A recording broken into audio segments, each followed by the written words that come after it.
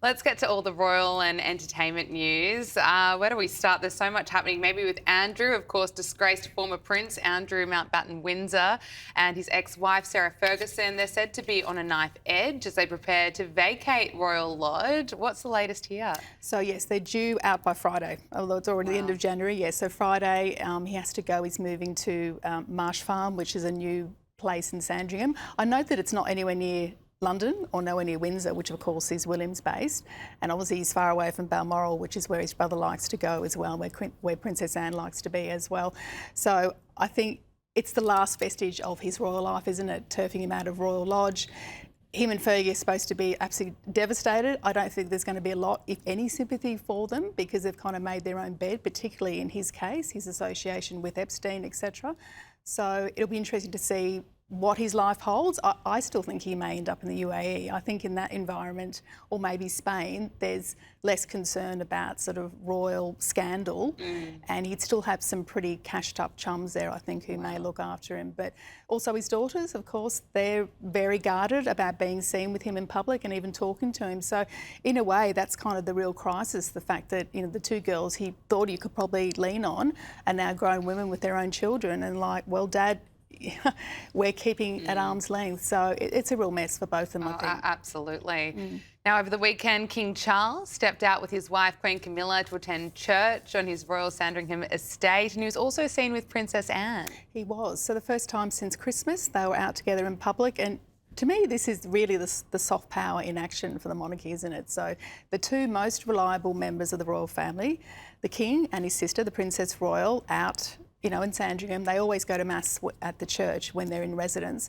And the fact they've met the incoming new bishop as well, I thought was very interesting. It's really pushing a message of no matter what's happening on the world stage with the errant brother, they are the face of the monarchy, reliable, you know, predictable and hardworking. So, you know, that would have been a very strategic move, I think, having the two of them in public. And of course, Camilla chatting with Anne too as well to really sort of seal the reputation there.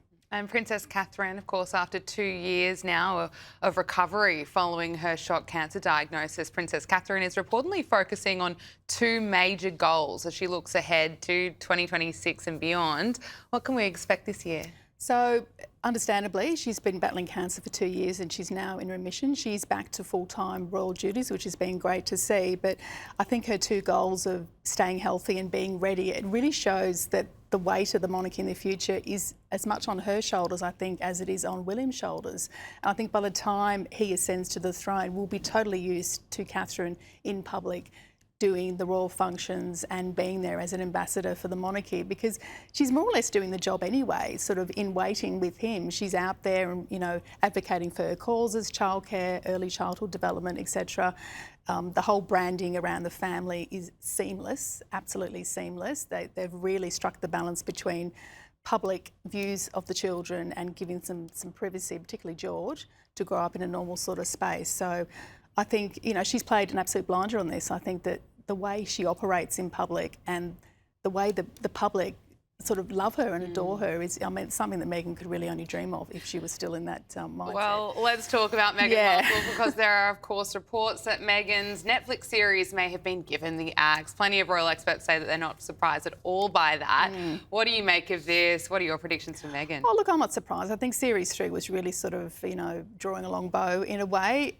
And I do feel in a way too that she hasn't really made the proper pivot. People still see her as a person whinging to Oprah with her husband. They still see her as a grievance person, and the memoir from the fallout from, you know, Harry's memoir, I think, is still reverberating through the family. So I also think just because you marry a prince doesn't mean you can become a lifestyle guru. She really thought in a way she could just sort of, you know, rock up and become the new Martha Stewart. And the problem is she's inauthentic, and people have to like you to want to go into your TV kitchen or your mate's kitchen or whatever it is. So she's just, she's dropped the ball there. And I think for the rest of the year there'll be a lot of spotlight on what her plans are, and will she come up with a strategy? Probably not. I think the game changer will be if she does go to the UK mid-year with Harry, because he's going out there for some pre-events for Invictus next year. So look, if she does go, it could be an opportunity for her to, you know, ingratiate herself with the public. But Good luck. Exactly. Yeah, I think there's no way back for her with the public. I don't think so. I don't think they'd be happy to see her there. But we'll watch this space very closely. But of course, we have to get to this huge news and entertainment around the Beckhams and the fallout around that family. Victoria and David Beckham have now shared this message about memories with Brooklyn. This is kind of the first time Victoria has made public comments since her son's explosive rant on Instagram. Can you talk to us about the message from Victoria, and also I want to get your thoughts on the potential brand damage that this has done to the Beckham's brand? Yeah, look, they're all both posting sort of nostalgic comments. You can see from that photograph there, you can see David's Brooklyn tattoo very clearly there on his back. And, you know, there's some lovely footage which was taken by the photographer at the time of Brooklyn running on set and spontaneously hugging his dad, which of course is what children do. And then Victoria's part of the hug as well. So, look, it's an opportunity, I think, for them to retreat in a way. I know that from dealing with the Beckhams and seeing what they do, that when there's a crisis, they go straight into brand management on steroids, really. And that's clearly what this is as well. They can't control what Brooklyn says about them, but they can control what they pump out on social media. And I thought that was interesting too, that Victoria was at Emma Bunton's 50th on the weekend, and she posed up with the Spice Girls. And the Spice Girls is Victoria's, you know, safety blanket. That was her peak of her career 30 years ago. No one can really, you know, criticise her for that. When there was always some sort of discussion about how good a singer she was. But as far as being a brand for Spice Girls, she was 100% on board with that. So to have the girls around her, or the women rather, around her and saying how much she loved it, and David chipping in and saying, oh, it was wonderful too, I think will do a lot to boost her confidence and hopefully turn the narrative more towards them. As will it destroy brand Beckham, what Brooklyn's done? I don't think so. I think there's a lot of experience in papering over dramas. You know, we've got the issue with David and the alleged affair many, many years ago. They managed to survive that.